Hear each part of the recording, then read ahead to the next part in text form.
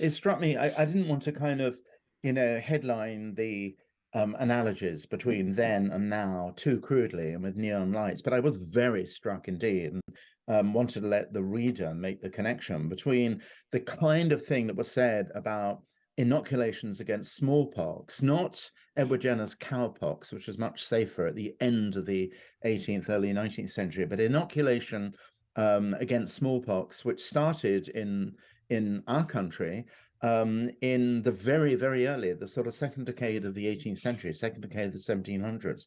The practice, which was then exactly as you say, Mariella, incredibly counterintuitive, of taking pus and sticking it under your skin on as a kind of leap of faith that this would not kill you or not make you ill or would protect you from the worst consequences.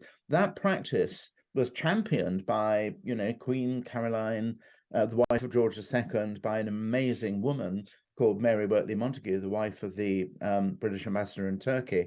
That practice was first seen in the Near East, in Turkey and in North Africa and in Syria. So, of course, those who wanted to attack it said, well, this is, as it were, a foreign body. A, it's being promoted by women, and B, women in what one of them called an ignorant and illiterate culture. So already the kind of hackles were up. The other criticism was that when you inoculate, you're interfering with God's judgment. God ultimately decides who will live and who will die. And nearly all of those things are being said again, certainly in the United States, by really militant anti-vaxxers. Bill Gates now, not a kind of woman in Turkey, is responsible perhaps for inserting 5G microchips into anti-COVID vaccine.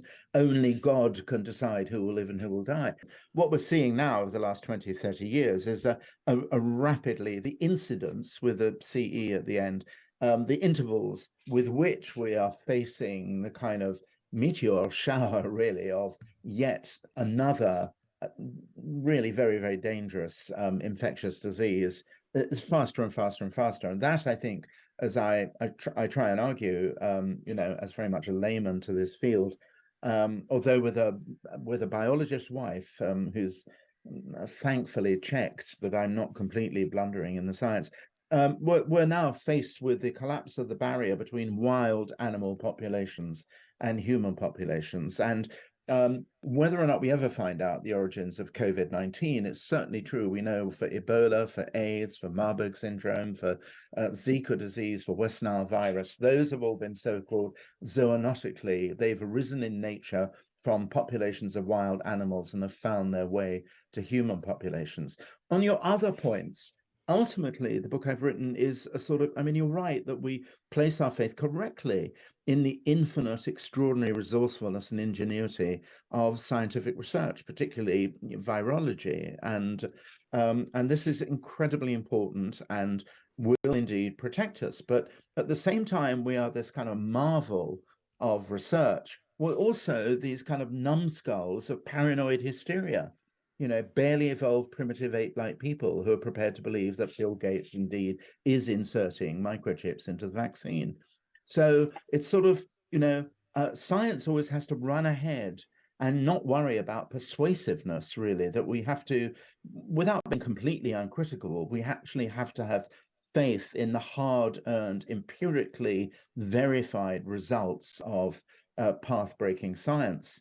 But the so-called health liberation movement, which doesn't believe in vaccines at all, it's like a ball and chain at the foot of an otherwise very nimble and sprightly invented human. There is, you'll have noticed, a Democratic candidate, namely Robert Kennedy Jr., running for the Democratic nomination for the presidency next year, overwhelmingly on the strength of his opposition to pretty much all vaccines.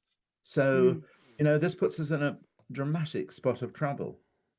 You can go two ways when you get to an advanced stage. I'm 78. You can look for safety, wear band trousers, and go play golf. Or you can be punk reckless, really. And I'm sorry to say to everybody out there that the old Schama, is not going to go the gentle into the good night. I'm becoming, for better or worse, Mariella, and this will not shock or astound you, more and more reckless as I get older. Whether or not this is a good thing, I leave to readers and my kindly audiences to decide.